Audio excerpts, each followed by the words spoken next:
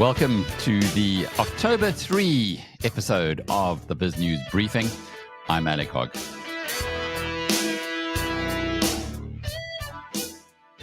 We'll be returning to the R.W. Johnson interview of yesterday and adding quite a lot of updates that we had today. Don Ncube will be featured, as will be Yusuf Cassim, who is the DA's Eastern Cape representative after some big moves for the party there on the younger or among the younger set. Walter Aylett, a new market commentator brought back into the fold. Goodness, I haven't spoken to Walter since I was on national radio. How many years ago? More than a dozen years ago.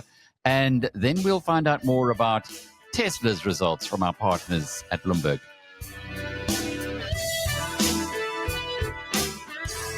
Let's get things going with R.W. Johnson. The reason why I felt it was a good idea to bring in this clip for BizNews Briefing today is that on the R.W. Johnson interview that I did yesterday, there were many hundreds of comments on the YouTube channel, but most of them focused on one area that we didn't talk about in the BizNews Briefing, and that was the DA leadership and succession plan.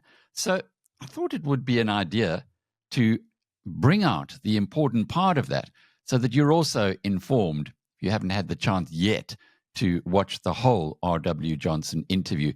Do remember that all of the interviews that we take clips out here, the highlights out that we share with you on the briefing, are available in full form on BizNews TV on YouTube and, of course, on BizNews Radio. That's on Spotify and iTunes. But let's pick up now with R.W. As we know, Steenhuisen, first of all, brought in Cabinet, which produced enormous amount of trouble and hostility, not only within his own party, but also, of course, among the black civil servants.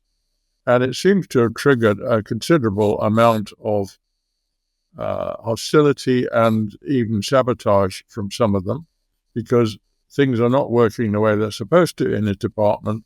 People haven't been paid for 3 months. He can't get rid of Cabinet. It's all a big mess.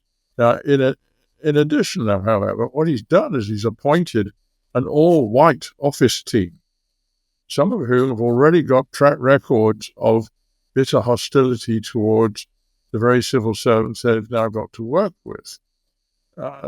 This is a very foolish thing to have done, but he doesn't seem to have thought about it. And the result seems to be that his ministry must be in a chaotic state. And it's not surprising that, Macpherson and Schreiber are able to roll out already that they've done this and done that and making progress, and there's no such signs from the Minister of Agriculture. So I think that, he's made some very clumsy mistakes. Not for the first time.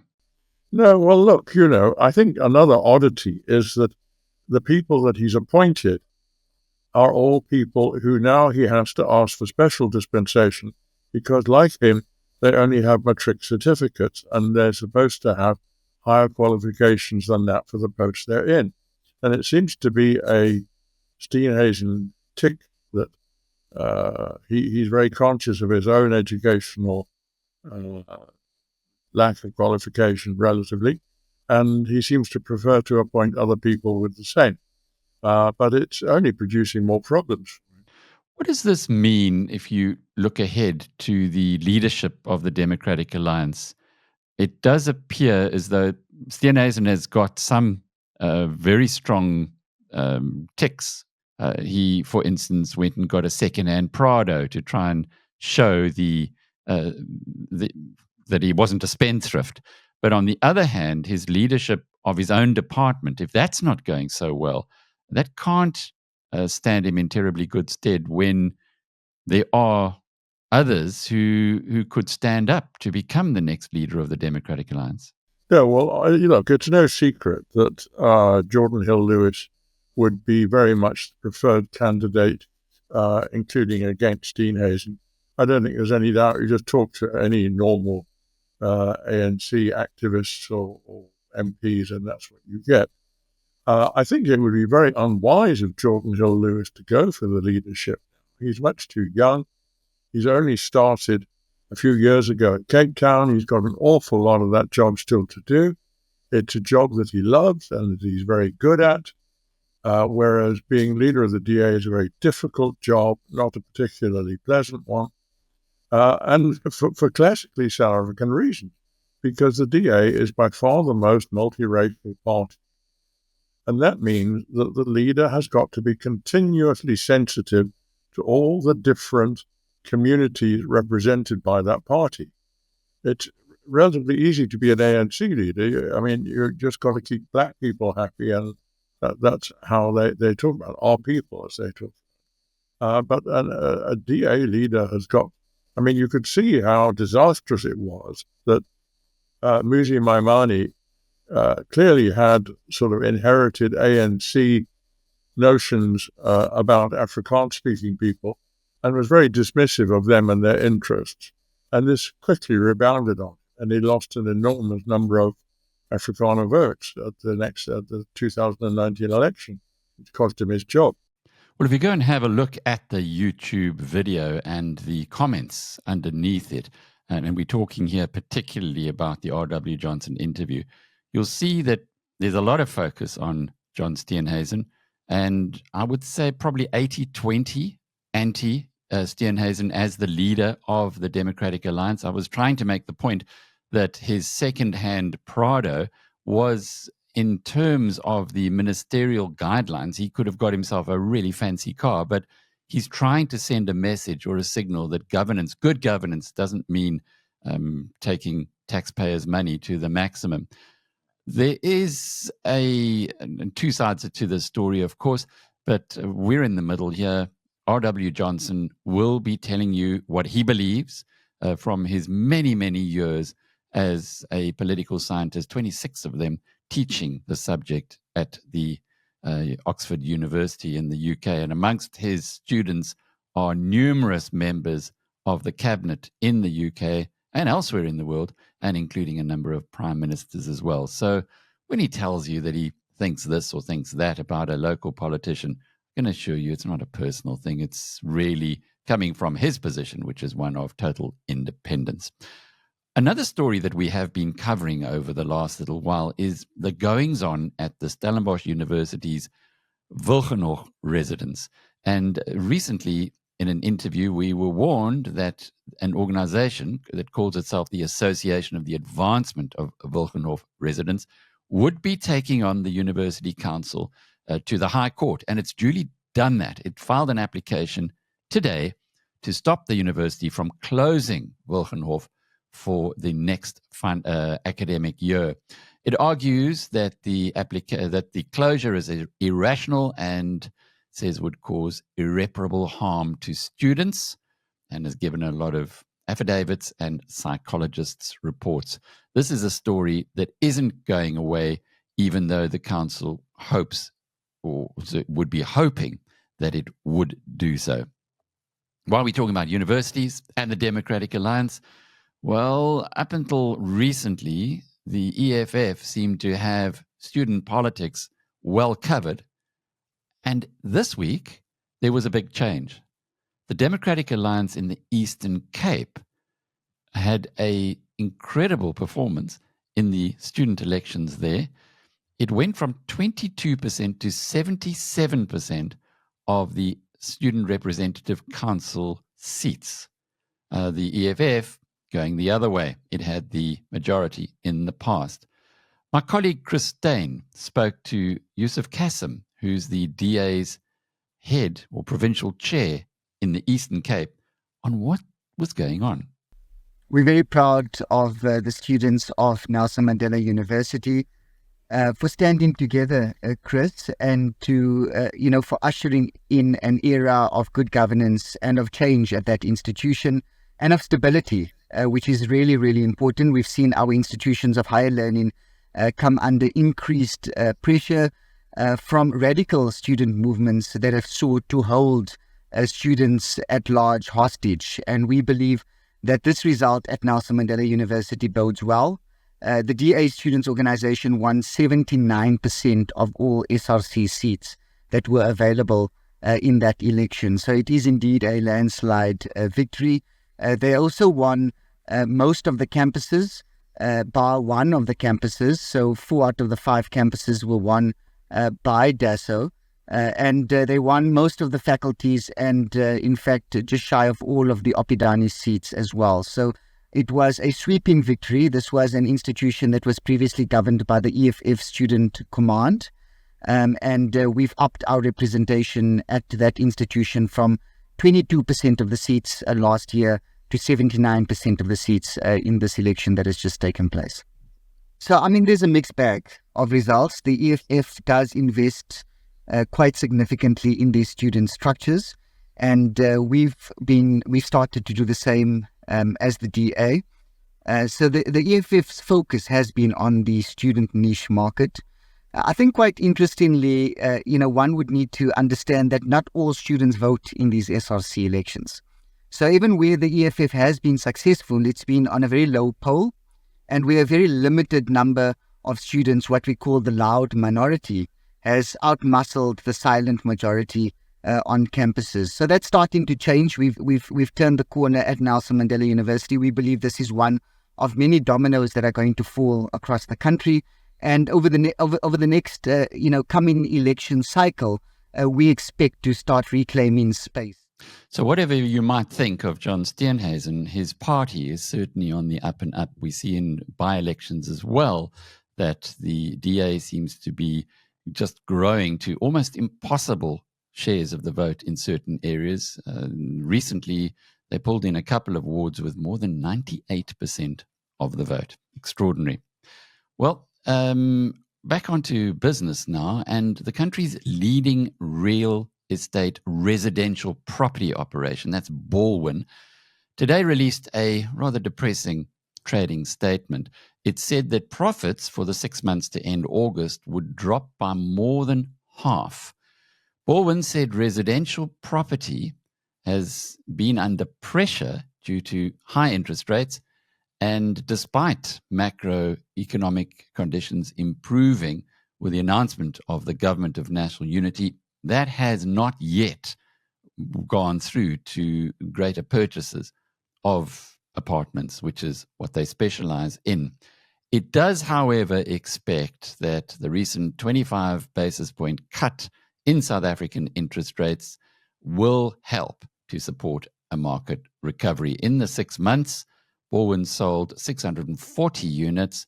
That compares with 834 in the same period a year ago. But the good news for shareholders is that it has a forward sale of 743 units, so halfway between last year and this year for the second 6 months, and there's still a long way to go on that side.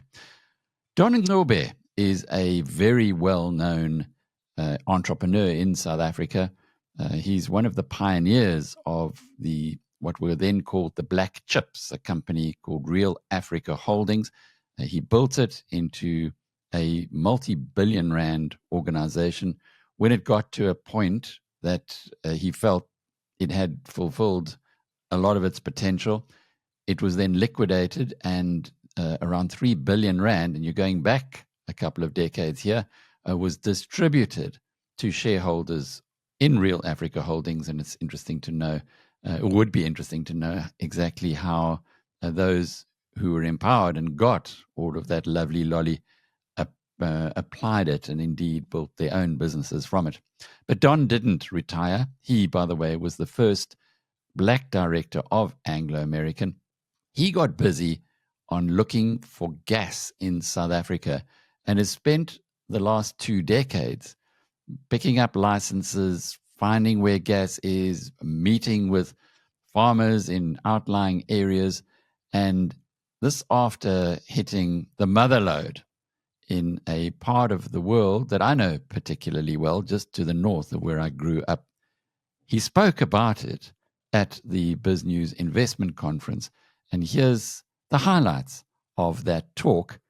The gas discovery that the company that Don is a director of now, he's collapsed his shareholding. It's called Kinetiko Energy, listed in Australia, hasn't been listed in South Africa yet because Don tells us the South African investors don't kind of get the story, whereas the Australians certainly do.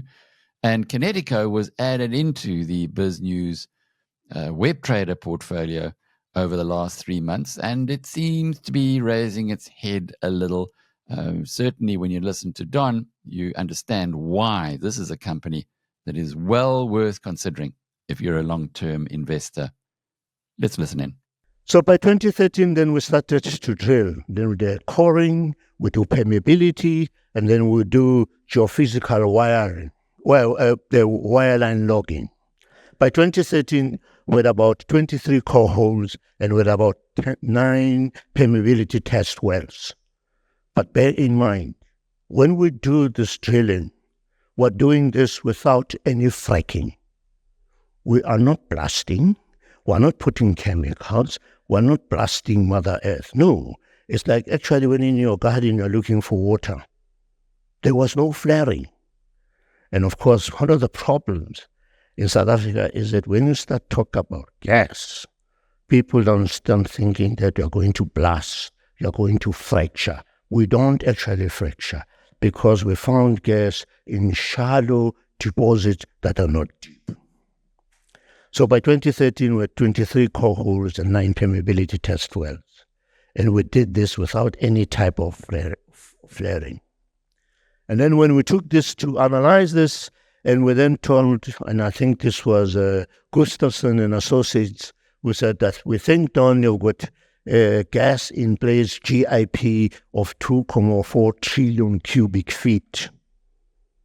2.4 trillion cubic feet. We then said, well, who else has done this? And then, of course, there is somebody else who did this, and that was Moss gas. But Moss gas was built on less than 1 trillion cubic feet. And now we're being told here that we're sitting on 2.4. The gas deposits are found in sandstones are found in the seams, in the dolerite, they're trapped there. And then, of course, we then went and concentrated on Amersfoort. In Amersfoort, we had one hole we drilled for 7 months. And in that hole, we found something like 26 million standard cubic feet of pure methane, 7 months. Pure methane because there were no impurities in that.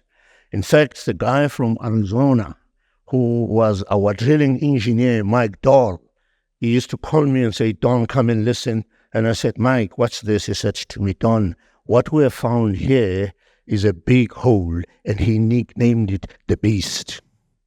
We then drilled another 500 meters. We found another hole, and I said, Mike, what's this one? He said, this is the son of the Beast. And then we'll go another kilometer, 1 kilometer in Amersfoort. We drilled another hole, hole number 6. I said, Mike, what's this? He said, this is Amazing Grace. I then go another 2 kilometers drilled in Amersfoort, hole number 10, which is one of my favorite holes, which was owned by a farmer who was a medical doctor, Daniel van Wyk, and I find something big. And Mike called me and said, Don, come and listen. And I listened, and I could hear this thunder, like a jet come. And I said, Michael, is this the Beast? And Mike said, no, Don, this is Godzilla. Now, most of the holes that we drilled, virtually all the holes that we drilled, we found that there was natural gas. It's an extraordinary story when you start looking into Kinetiko and the focus that they have on the Mpumalanga, southern Mpumalanga province, right near the KZN border. You'll get a better understanding. And what Don Ncube was telling us was that they have reserves there which are 2.5 times the size of Moss gas, and there's no fracking involved. So there's no environmental lobby that'll stop them from extracting the gas. Overlay that with the fact that Sasol is running out of gas from its fields in southern Mozambique, and there's a heck of a story. How did I find out about this?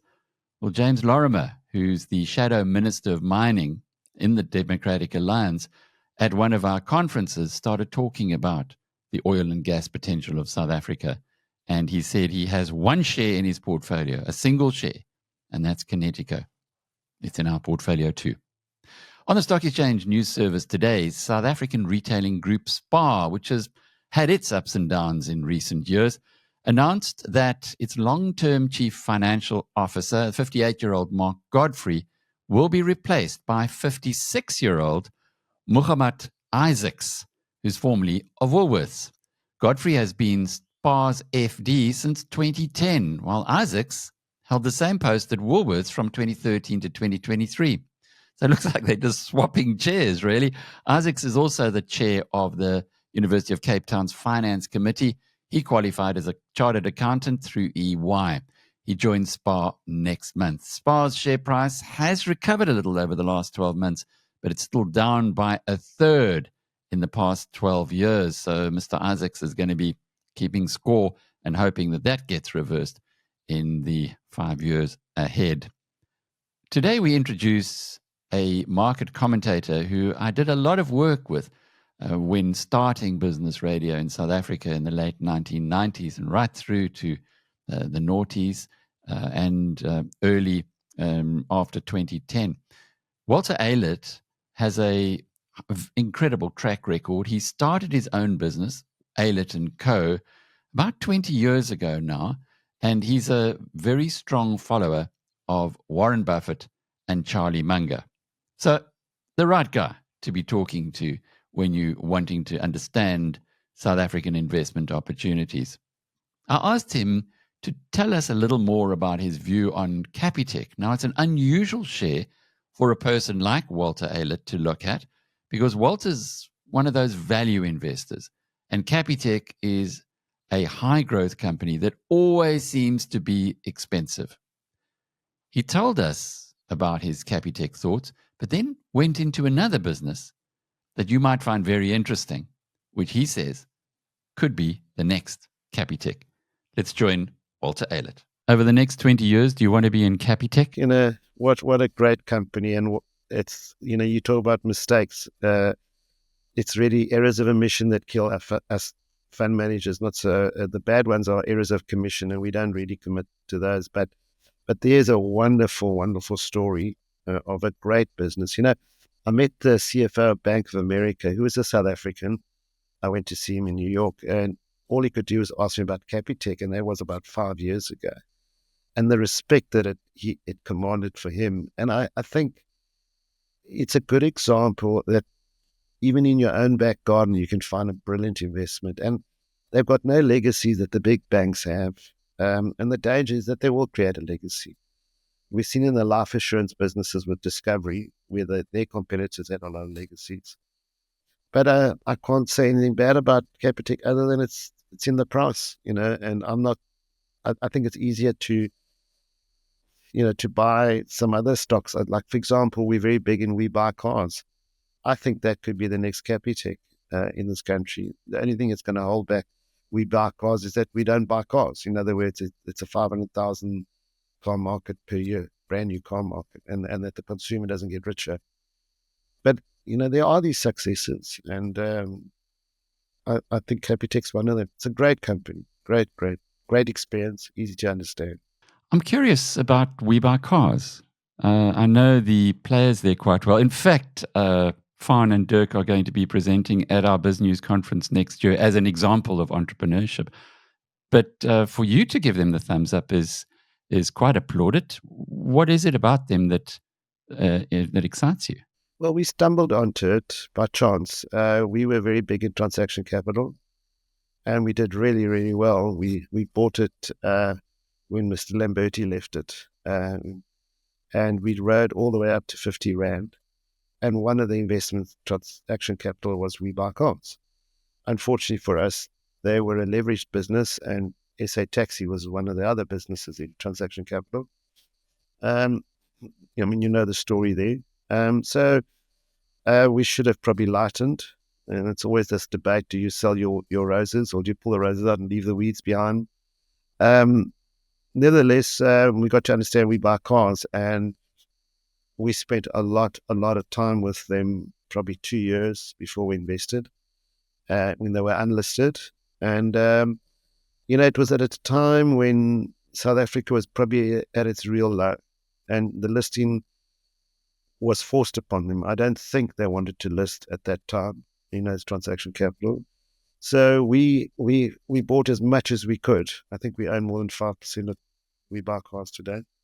It was just ridiculously cheap, and we could not get enough. And we're not that big in terms of the other asset managers, but we did pretty well in getting our stock that we wanted. And we thought 23 Rand was the right price to buy it, and we got offered at 18.75.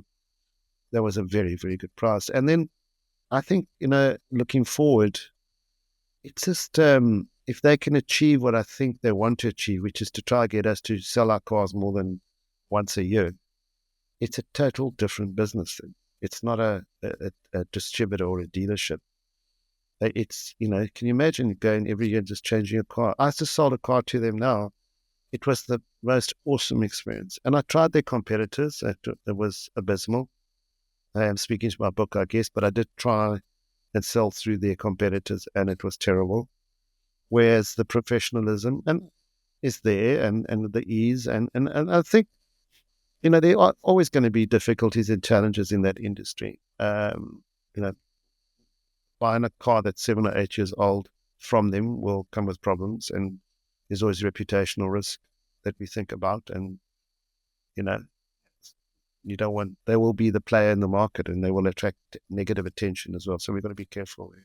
Walter Aylett talking about Capitec, whose results were released earlier this week. We have an interview with the chief executive, Kerry. That's on the various BizNews channels. And We Buy Cars, which today opened a new store in Rustenburg. So Faan and Dirk van der Walt certainly aren't slowing down now that they own the company or have extricated it from transaction capital and listed it on the stock market. Walter was talking about getting the shares at 18.75. He was prepared to pay 23 Rand, and that was ahead of listing.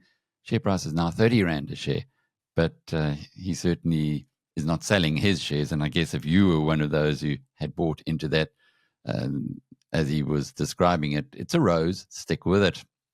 Well, still with a company and a South African entrepreneur, well, we like to call him that.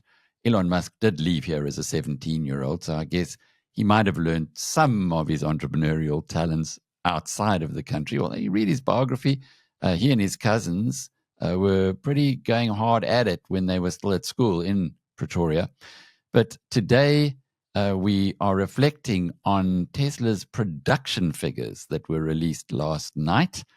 They revealed a slowdown in growth at the company, raising concerns amongst investors about its demand and supply equations.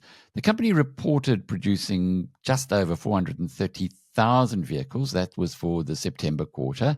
In other words, the 3 months to the end of September. And that's down from about 480,000 units a year before. So a 50,000 decline in the number of units. This is the thing that Wall Street has been obsessing about.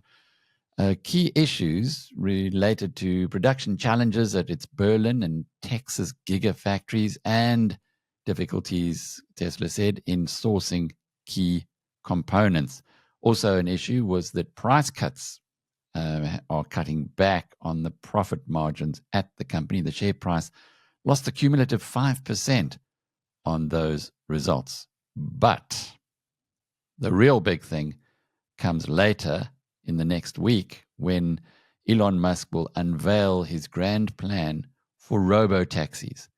And as we hear from Bloomberg's Craig Trudell, and who assesses the Tesla figures, together with his colleagues Caroline Hyde and Ed Ludlow, those retail investors who've kept the Tesla share price running are waiting for robo-taxis rather than the oddities of the quarter-by-quarter production figures. Going into the data, it's interesting because 3 and Y, the volume products, beat estimates. The other bucket, which is X, S, and Cybertruck, missed estimates. What else do we know?